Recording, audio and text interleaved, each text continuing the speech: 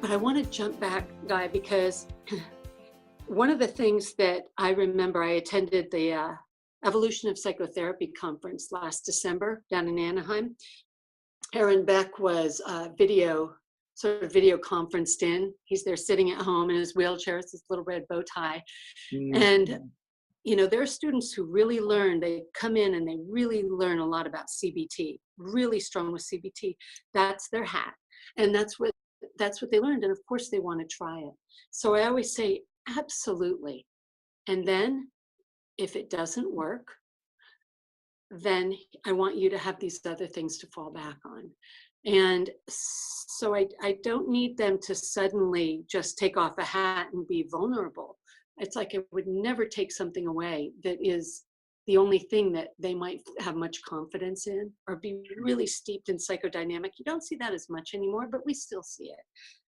But the truth, Aaron Beck, I thought, said it so well. He said, we can have manuals, but we can never manualize the therapist. We always have to be the vehicle, the facilitator, the one who is in whatever our theoretical orientation. We are thinking about how to be present and bring forth what is most needed at that time for the client. And so it's good to learn different theoretical approaches, but I can tell you, I ran to the end of my training with CBT and with psychodynamic. It did get to a different place, and you mentioned the word spiritual. It got to a place where it became much more spiritual. It was people's existential crises. It was feelings of meaninglessness, hopelessness, worthlessness.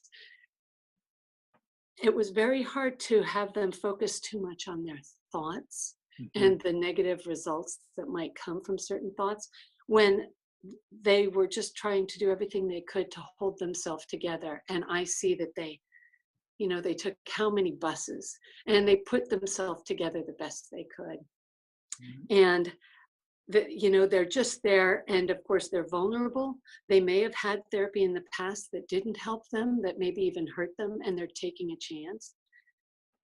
And two things just come to mind. One is now, because the APA requirement that it went into effect, the students need to have at least one tape session. I encourage them to do more. But I remember at our homeless drop-in site in Palo Alto, one of the students had gotten permission from one client she'd worked with, woman who had just a profound history of trauma. And she said, would you like to be a person that I videotape for my supervision session? And the woman agreed and signed the release. She went to Goodwill. She got herself the best clothes she could. She did her hair.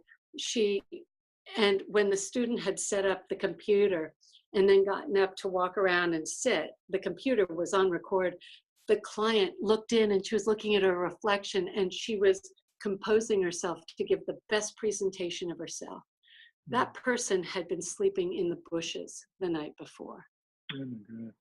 This is the humanity that we're connecting with, that something in her allowed herself to be even more vulnerable, to be seen, but she was going to find a way to be seen in the best possible way. She hadn't given up. There's that hope is there. So that asks us to be incredibly sensitive and incredibly caring. And I tell the students, the first thing, I love the word spirit. I love it because I love that it comes from Latin spiritus. I love that the first thing we do when we're born is breathe in. The last thing we do in this form is breathe out. And it feels to me like, well, when you're starting with spiritus and you're ending with spiritus, let's just look at this life as being a life full of breath after breath that can inform and nourish us to really look at what our greater capacity is. And if we only look at ourselves as parts without an essence that somehow has healing qualities and perceptive qualities, then we're going to miss a huge part of our potential.